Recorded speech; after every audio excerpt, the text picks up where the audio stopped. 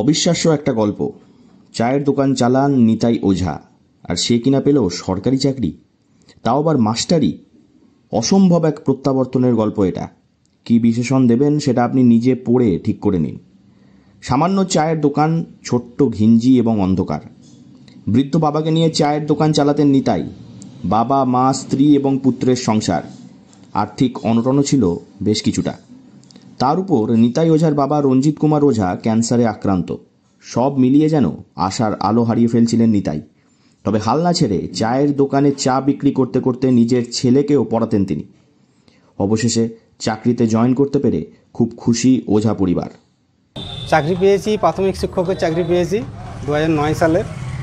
তো ওটা দীর্ঘ একটা আইনি জটিলতা কাটিয়ে 870 জন ছেলে আমরা এই বছর সাফল্যমণ্ডিত করলাম। এখন সবাইকার ঘরে অ্যাপয়েন্টমেন্ট এসেছে, ম্যাক্সিমাম ছেলেই পেয়ে গেছে, জয়েনিংও হচ্ছে। তো খুবই খুশি এইটা পাওয়ার পরে। পরিবারে খুবই পুরাটাই খুশি, সব পুরো ফ্যামিলি খুশি। খুব অভাবের সংসার চলছিল আমাদের। চায়ের দোকানটা কোনো রকম করে টিকিয়ে সংসার চালিয়েছে। আপনার তো শরীর খারাপ, কি হয়েছে? আমার ক্যান্সার হয়েছে। ক্যান্সার চিকিৎসা করাবো তো সেরকম ক্ষমতা থাকে। হ্যাঁ, কত বছর ধরে ভুগছেন? এই হচ্ছে কত 17 বছর থেকে ভুগছি। 17 বছর।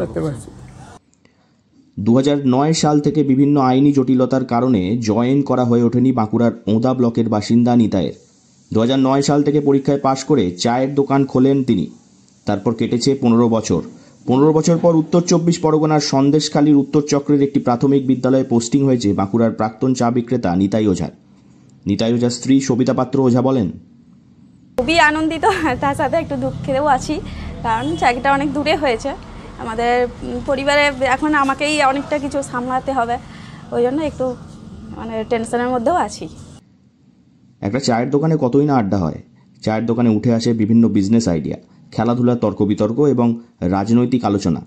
চায়ের দোকানের মালিককে দেখা যায় প্রতিটা বিষয় নিয়েই মন্তব্য করতে, কিন্তু এমনটা ছিলেন না নিতাই।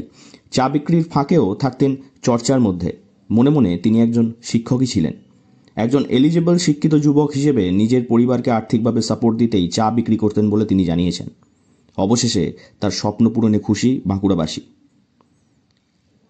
বাঁকুড়া থেকে নীলাঞ্জন ব্যানার্জির রিপোর্ট, লোকাল 18 বাংলা।